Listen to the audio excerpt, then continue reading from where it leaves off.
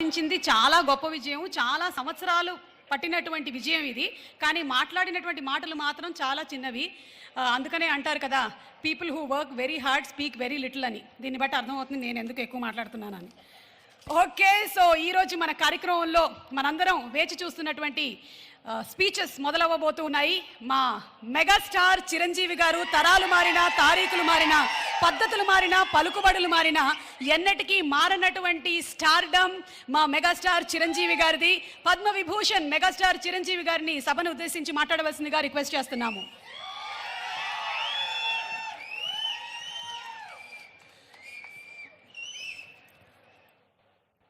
గౌరవనీయులు మన ప్రీతమ ముఖ్యమంత్రి శ్రీ రేవంత్ రెడ్డి గారికి, అలాగే మంత్రివర్యులు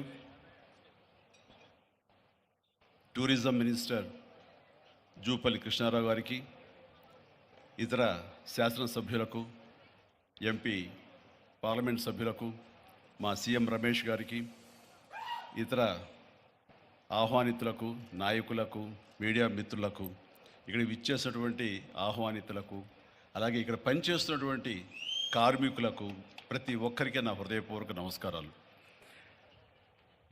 ఈ ప్లేసు మీ అందరికంటే నాకు ముందు తెలుసు.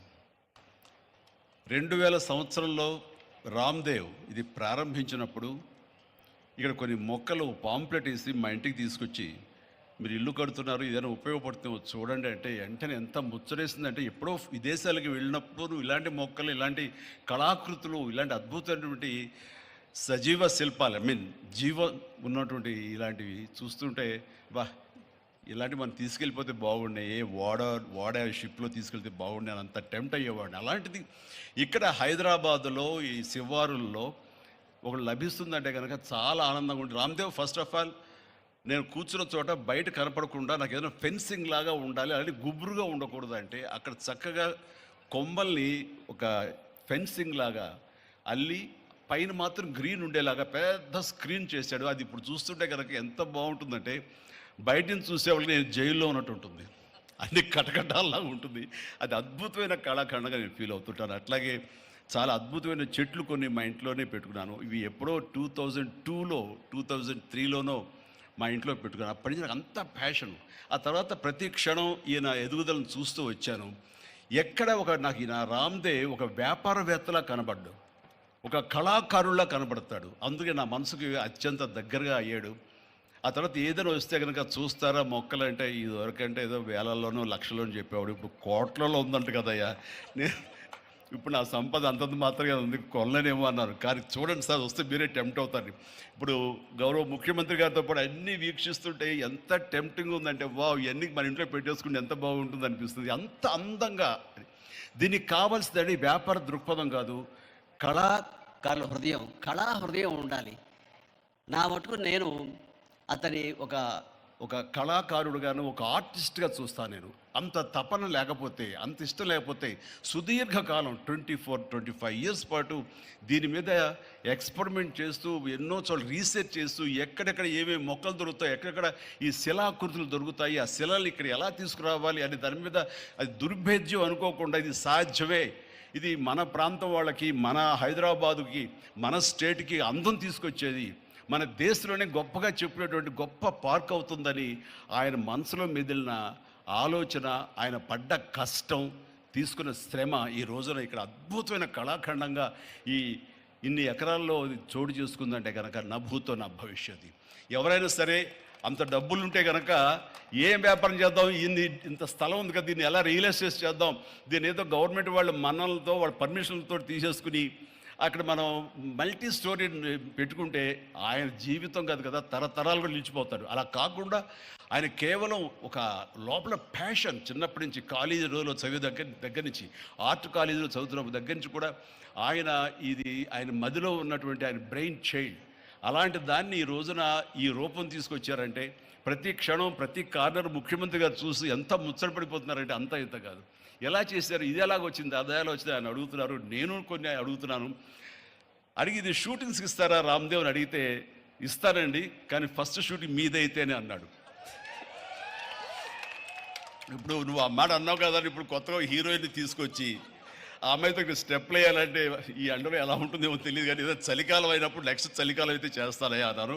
ఈలోగా వర్షాలు పడి ఇవన్నీ ఇంకొంచెం పచ్చగా ఉంటాయండి. 1 or 2 years లోపల ఇది అద్భుతంగా ఉంటుంది, కంటికి కనువింపుగా ఉంటుంది చెప్పేసి ఆయన చెప్తుంటే కనుక ఐ కుడ్ ఇమాజిన్. అట్లాగే ఇక్కడ వెడ్డింగ్ ప్లాన్ చేసుకోవచ్చు, వెడ్డింగ్స్ కానీ ఇతర రిసెప్షన్స్ కానివ్వండి, పలు ఈవెంట్స్, అలాగే ఐస్కి సంబంధించినటువంటి ఆ స్కేటింగ్ సంబంధించిన చేయాలని ఇలా ఎన్నెన్నో ప్లాన్స్ ఉన్నాయండి. అవన్నీ కూడా చేయగలడు, ఆ సామర్థ్యం ఉంది.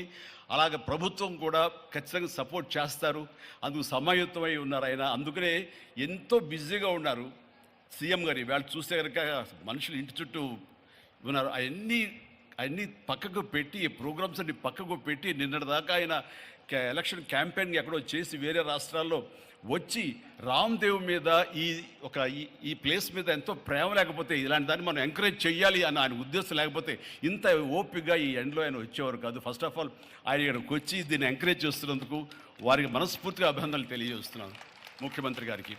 ఎందుకంటే అలాంటి వాళ్ళు అనుకుంటేనే, వాళ్ళ కళ్ళలో పడితేనే, వాళ్ళు ఇంప్రెస్ అయితేనే దీనివల్ల ఎంతోమందికి ఉపాధి కలుగుతుంది, ఇది ఎంతోమందికి కనువిందు కలుగుతుంది.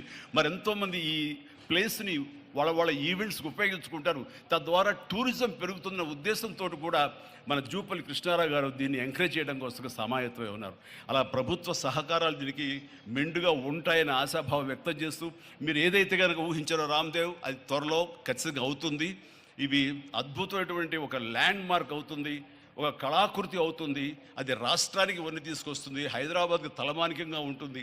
ఒక హైదరాబాద్ ఒక ఇల్లు అనుకుంటే ఇంట్లో ఒక అద్భుతమైన పెయింటింగ్ పెట్టుకుంటే ఎంత బాగుంటుందో, ఆ పెయింటింగ్ ఈ రోజున ఈ ఎక్స్పీరియన్స్ తోటి నేను చెప్తున్నాను, this will be a beautiful piece of art.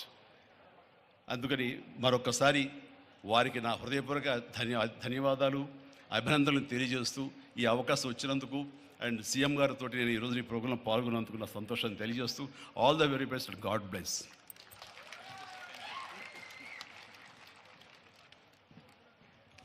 ఎక్స్పీరియంలో Chiranjeevi garu స్టెప్పులు వేసినటువంటి ఆ సాంగ్ మేము త్వరలోనే చూడాలి అని మనస్ఫూర్తిగా కోరుకుంటూ ఉన్నాము.